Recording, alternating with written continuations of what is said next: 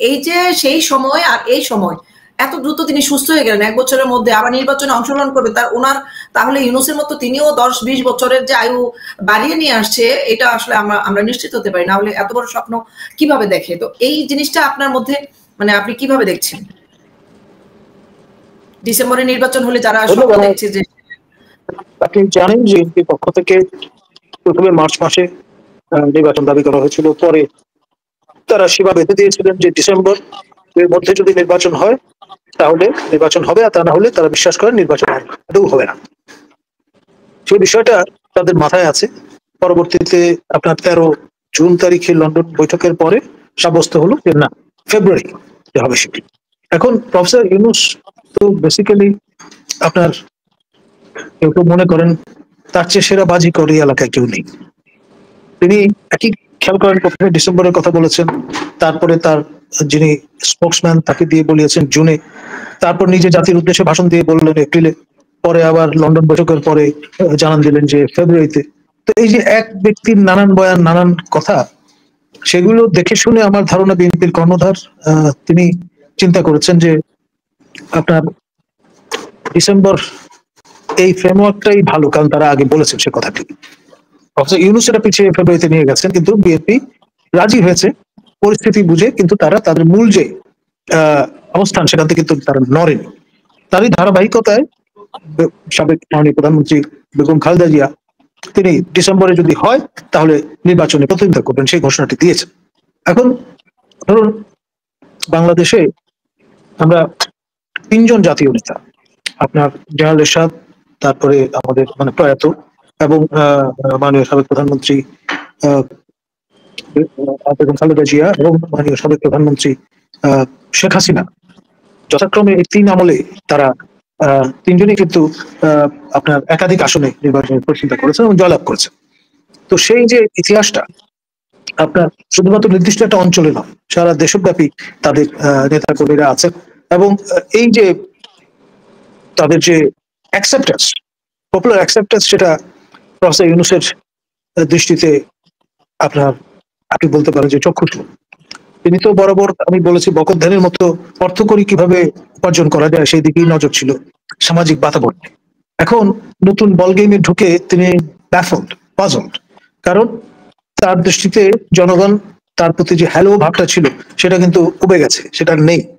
তো ফলে তিনি খুব চিন্তা ক্লিষ্ট অবস্থায় এখন আছেন। লেজে গেবরে যে অবস্থা দেশের, তাতে আপনার যেই মহাবিষ্টতা ছিল, তার প্রতি যে আকর্ষণটা ছিল, সেটা উবে গেছে, এবং অনেকেই তাকে মনে করছেন সিন্দাবাদের সেই দত্তের মতো, একবার ঘাড়ে চেপে বসেছে বা নামতে চায় না, মানে কিভাবে তাকে নামাবেন সেটা নিয়ে 10 রকম চিন্তা ভাবনা লোকজনের আছে। এবং তার দৃষ্টিতে আবার বিষয়টা এরকম হয়তোবা যে তিনি বাঘের পিঠে চড়ে বসেছেন, নামলে তো বাঘ খেয়ে ফেলবে, সুতরাং যতক্ষণ বাঘের ঘাড়ে চড়ে বসে থাকা যায়, দৌড়ানো যায়, তত ভালো। ধন্যবাদ। জি স্যার, আপনার তো সময় কম, তাই আপনার কাছে আরেকটা প্রশ্ন করবো, সেটা হচ্ছে মানে বাংলাদেশে অনেক যারা হচ্ছে আপনাদের মতো মানুষ, ব্যক্তিত্ব, তারা কিন্তু চিন্তা করছেন যে ইউনূস সরকারের ভিতরে আরেকটি ছায়া সরকার চলছে এবং সেটি ডিপ স্টেট চালাচ্ছে এবং সেটি অদৃশ্যভাবে চলছে। এটা আমরা কেউ তাদের পরিচয় জানি না, বা তারা কিভাবে কলাকৌশল করছে, কিভাবে পরিচালনা করছে, এগুলোর সম্পর্কে আমাদের কোনো ধারণা নেই। তো এই বিষয়টা যদি আপনি কিছু বলেন। দেখুন, এটা কিন্তু অনুভবের ব্যাপার। আপনার যেই শক্তি রাষ্ট্রে বিশ্বাস করে না, যারা ভাবে সারা জাহান হামারা, তো সুতরাং তারা এইরকম আচরণ করবেন, এটাই স্বাভাবিক। মূল ক্ষমতা কিন্তু আসলেই তাদের হাতে। রাষ্ট্র কিভাবে চলছে সেটা আমার ধারণা প্রফেসর ইউনূসও জানেন না। তো ফলে তাকে বসিয়ে দেওয়া হয়েছে একটি ভূমিকায়, তিনি সেটি পালন করে চলেছেন, এই হলো বিষয়, অন্য কিছু না। প্রতিনিধি হিসেবে আমরা কাদেরকে মানে ধরতে পারি? আপনার নিষিদ্ধ ঘোষিত একটি রাজনৈতিক দল আছে, সেটি হচ্ছে হিজবুত তাহরীর, যারা সেনা অভ্যুত্থানের মাধ্যমে ক্ষমতা দখল করতে চায়, তারা গণতন্ত্রে বিশ্বাসী নয়। তারপরে আপনার লস্করে তৈয়বা থেকে শুরু করে আপনার জয়শে মোহাম্মদ থেকে শুরু করে কত রকমের আপনার এই ধরনের জঙ্গি সংগঠন আছে, তাদের একটা কোয়ালিশন মতো আছে। সেই কোয়ালিশন আসলে দেশের মূল যে নিয়ন্ত্রক সেই হিসেবে ভূমিকা পালন করছে বলে আমার ধারণা। আজকে আমরা ওই যে ইশরাকের একটি ভিডিও দেখলাম, সেখানে বলছে বাংলাদেশ চায়নি, যারা নির্বাচনও চায় না তারা, সে জামাতকে উদ্দেশ্য করেই বলেছে। এটা আমার কাছে ভালো লেগেছে তার এই রক্ত কথা বলে। আপনার বীর মুক্তিযোদ্ধা সাদেক হোসেন খোকার পুত্র তিনি, এখন রক্তের সঙ্গে তো বেইমানি করার কোনো সুযোগ নেই। আপনার অবিভক্ত ঢাকার শেষ নগর পিতা ছিলেন সাদেক হোসেন খোকা। তো ফলে সেই পিতার যে স্পিরিটটা সেটা তার মধ্যে বহমান, সেজন্যই তিনি এ ধরনের বক্তব্য রাখছেন। এটাই মূল কারণ তাকে শপথ গ্রহণ করতে না দেওয়া, তার বাবা মুক্তিযোদ্ধা। আমি তা মনে করি এখানে বিষয়টা তো স্ট্রেট জ্যাকেট না। আপনার এখানে যে পরিস্থিতিটা দাঁড়িয়েছে, এখানে সজীব ভুঁইয়া মাননীয় উপদেষ্টা বনাম তরুণ তুর্কি নেতা আপনার আমাদের ইশরাক মহোদয়, এই দুই টানাটানির খেলার মধ্যে চলছে রাজনীতিটা। সুতরাং সেই পার্সপেক্টিভটা বুঝতে হবে। জি স্যার, আরেকটি প্রশ্ন হচ্ছে যে আসিফ নজরুল একটি সমালোচনার মুখে পড়ে দুঃখ প্রকাশ করেছেন যে ৭১ নিয়ে সমালোচনা করে আমি আলোচিত হয়ে গেছি, এটা আমার খুব দুঃখ লাগছে। কিন্তু তিনি ৭১কে শেখ হাসিনার সাথে তুলনা করেছেন যে ৭১-এর বিরোধী ছিলেন, এমন একটি অনুভূতি প্রকাশ করেছেন যে ২৪ জুলাইয়ে শেখ হাসিনা যা করেছে তা ৭১-এর পাকিস্তান হানাদার বাহিনীরাও করেনি। এরকম একটি মন্তব্যে কিন্তু ঝড় সোশ্যাল মিডিয়াতে বইছে এবং মানুষের বিবেকে আঘাত করেছে। কারণ তিনি সেই জুলাই থেকে বা তারও আগে থেকে বিভিন্ন সময় কিন্তু আওয়ামী লীগ দলের বিরুদ্ধে গুজব প্রোপাগান্ডামূলক পোস্ট করে ভাইরাল হয়েছে এবং তিনি জুলাইয়ের সময়ও ভারত বিদেশি প্রোপাগান্ডায় খুবই সরব ছিলেন। এখনো তিনি তো একটি শিক্ষক সাইনবোর্ড বহন করেন, তাই না? একটা আইডেন্টিটি তিনি ক্যারি করেন, এইটার মর্যাদাটাও তিনি রাখলেন না। শেষ পর্যন্ত এতটাই অবক্ষয় হয়েছে। তিনি শেখ হাসিনার সাথে কিভাবে তুলনা করতে পারেন? আপনার বিবেকে কি বলে?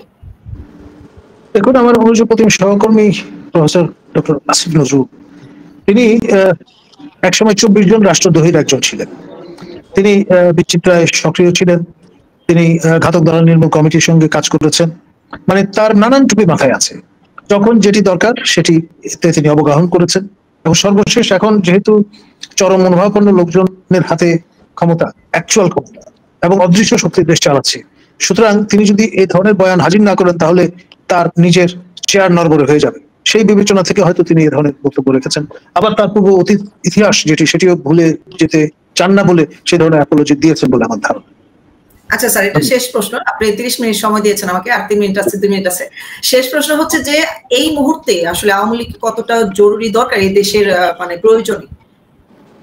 দেখুন, আপনি যে কারণে ১৪, ১৮ এবং ২৪-এর নির্বাচনকে প্রশ্নবোধক চিহ্নের বৃত্তে রাখছেন, সে একই কারণে ইনক্লুসিভ নির্বাচন যদি না হয়, আপনার বাংলাদেশের অন্যতম বৃহৎ পুরনো রাজনৈতিক দল, আপনার গণতন্ত্রের মানসপুত্র হোসেন শহীদ সোহরাওয়ার্দীর মতো ব্যক্তি, যিনি আপনার মেন্টর হিসেবে কাজ করেছেন জাতিপিতা বঙ্গবন্ধু শেখ মুজিবুর রহমানের, সুশিক্ষিত, প্রশিক্ষিত এবং বর্ষিয়ান মানুষ, স্ট্রেটসম্যান, তারা গঠিত এই দলটিকে আপনি যদি সেট অ্যাসাইড করে ফেলেন, আপনার বিরোধী দলের আসন গ্রহণ করেছিল বলে জিএম কাদেরের যে আপনার জাতীয় পার্টি, তাকে যদি সেট অ্যাসাইড করে ফেলেন, ১৪ দল যারা মিত্র হিসেবে কাজ করেছেন শাসক দলের সঙ্গে, প্রাক্তন শাসক দলের সঙ্গে, তাদের সবাইকে বাদ দিলে ব্যাপারটা কি দাঁড়াচ্ছে? অর্ধেক জনগোষ্ঠীকে আপনি নির্বাচনী ফোল্ডের বাইরে রাখছেন। তার মানে একই রকম প্রশ্নবোধক চিহ্ন তো আবারও।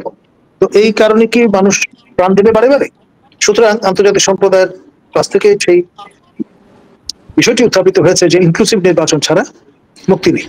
আমি একজন defender of democracy and defender of human rights হিসেবে চাইবো যে প্লুরাল স্পেস যত সম্প্রসারিত হবে তত ভালো, এবং একটি ইনক্লুসিভ নির্বাচন ছাড়া অবাধ, সুষ্ঠু, নিরপেক্ষ নির্বাচন সম্ভবপর নয়। ধন্যবাদ।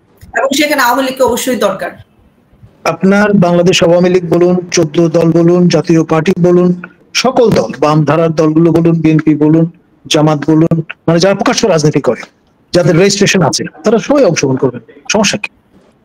আচ্ছা জি, আপনাকে নির্বাচক মন্ডলী ঠিক করবেন যে কাকে কত পরিমাণ ভোট তারা দেবেন, কোন পার্টিকে নির্ধারণ করবে যে কোন দলকে আমরা ক্ষমতা দেখতে চাই। আপনি অসাধারণ বলেছেন স্যার।